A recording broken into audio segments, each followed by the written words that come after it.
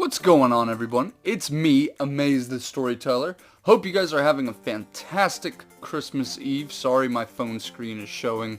I couldn't get it to go away in time for the video to start. But today is Tuesday, which means it is Criptid Tuesday. And as you can see, we are going to be talking about the fabled myth Loch Ness Monster. Nessie! Everybody loves Nessie. Everybody in pop culture knows about Nessie. Everybody sees it.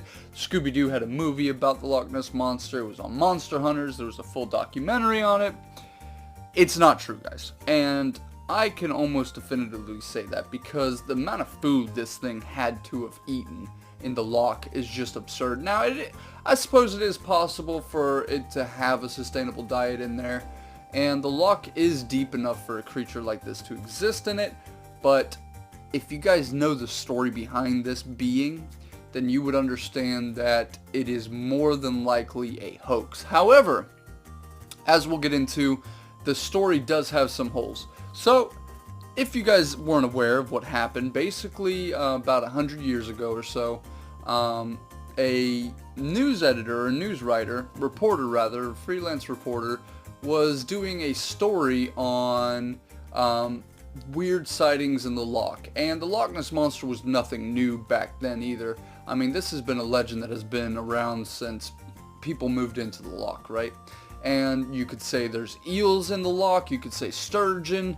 I mean, sturgeons can look very strange, guys, from afar. But the legendary photo that I'm going to swipe over,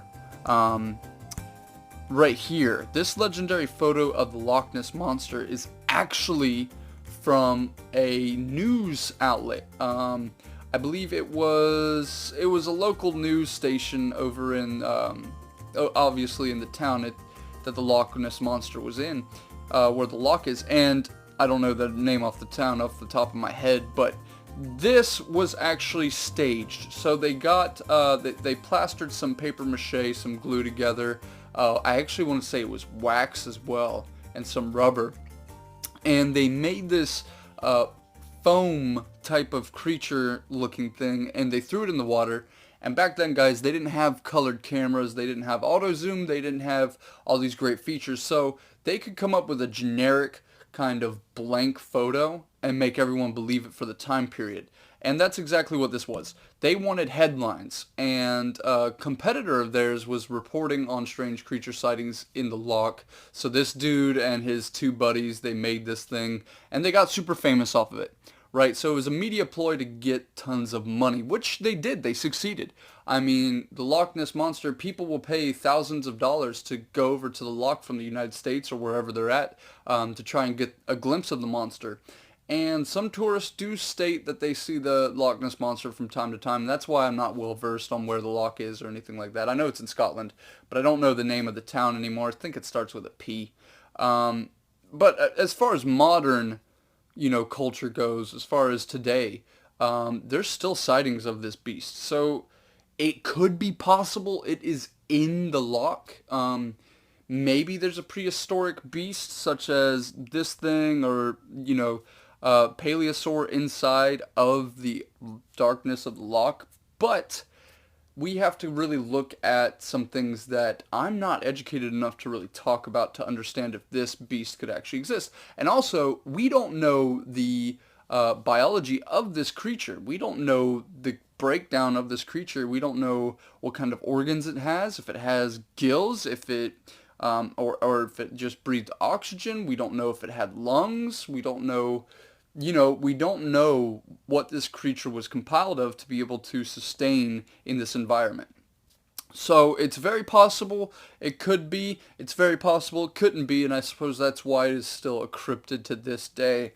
But it's one of those that is just the story behind it, where it was faked to begin with the media wanting mass attention to bring a good economy to this small town.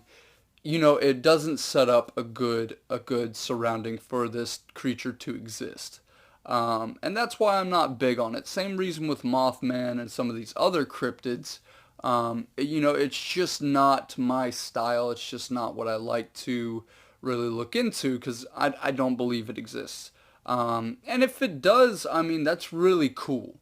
So let's talk about that, right? Instead of the negative, let's focus on the positive, right? So there are still tons of sightings. I mean, thousands of sightings a year on the Loch Ness Monster, and all the sightings are pretty much the same. You know, it's got a long neck, boat-like body. It's very, very quick, so it darts up real quick for air and then goes back down. So it could be a dinosaur that has survived. And a lot of people, not people, I would say doctors. A lot of doctors who write on cryptozoology, their biggest and favorite articles to write about is really the possibility if dinosaurs could still exist in today's environment. Now, there's so little we don't know about. I mean, there's so much we don't know about dinosaurs to really make that assumption that they could live in today's climate, right? We don't know if it's too cold, if it's too hot. These are giant reptiles we're talking about. So back in the day, it had to have been hotter for these creatures to exist, and there was more oxygen, right? And so naturally, there were more gases in the air, creating a better sustainable heat and environment for these creatures. It might have cooled down. You know, the ice age came and probably wiped out the dinosaurs, because that's really, if you're looking at it from a zoological standpoint, those creatures, they're cold-blooded. They can't live in a freezing environment. And if you wanted to drop the temperature, say 30 degrees, it wouldn't surprise me if they died from the climate change. So really, the loch is probably cold enough for a creature like this to live in the depths. And another issue I have, though, is that there should be multiple Loch Ness monsters, if that's the case.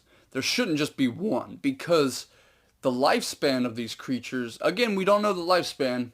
Could be like a turtle where it could live hundreds of years, but I seriously doubt that. This has been going on for more than a century. So, that being said, if this creature had a lifespan of upwards of around 25 years, which I would say is reasonable for an animal this size, you know, it would have to reproduce. It would have to have a generational continuation to even exist in today's world. So that being said, there should be multiple and not just one. And that could be where all these sightings are coming from. You know, I'm sure if I delve into the sightings a little bit more, I could see ones even about babies. And that makes sense. Same thing with Bigfoot. You know, Bigfoot has been around since the 60s. If it's got, you know, the same lifespan as a human or even less than a human, it should reproduce if it's still being sighted today. So that's where I'm at as far as the possibility of it existing. But again, we're switching to the negative now. The reason I don't is because it was forged to begin with. And not only that, when you go further back in time, a lot of these creatures were exaggerated because storytelling was basically how information got around. And if you've ever played telephone, it's like, hey, he's got a 4-inch wiener, hey, he's got a 6-inch wiener, hey, he's got an 8-inch wiener, and then it keeps growing and growing and growing until the snake is now 100 feet long, you know, and it's just exaggerated, so you never know. Some fishermen could have been in the loch catching whatever is naturally there, and a fucking 8-foot sturgeon just kind of, you know, slithered on by him. He thought it was some sort of serpent and decided, hey, that's crazy. Guess what? There's a sea monster in there. And then it's all like, oh shit. So yeah, back in the day, stories were definitely exaggerated. I'm not saying they weren't, but you could always look at this like in the case of the giant octopus and giant squid. You know, giant octopus, 50 feet tentacle length. You know, giant squid, 70 feet tentacle length. You know, giant beasts of lore that were actually legit. So this could be one of those cases, but I don't believe it. I'm stabbing this one, guys, as myth. This is a myth. And again, it could be possible, but I seriously doubt it. Scientists have been in the loch searching for this thing, and this is probably the most resourced out of any cryptid ever, just because of the popularity it gained from the media attention from back in the day. So, you know, with all the resources that have been expensed on this creature, and for it to not have been found, it's making it very hard to believe that it exists inside the loch. Again, not impossible, that's why it's still cryptid, but I'm labeling this one as a myth, guys. Thank you so much for watching. If you liked what you saw, please subscribe and support the channel. It really makes my heart happy to see you guys really want to see more of what I do. Every Tuesday is Criptid Tuesday. I'm going to do some other stuff on the side when I find time for it. And anyway, guys, thank you all for watching. Have a Merry Christmas. Love you all. Amaze signing out.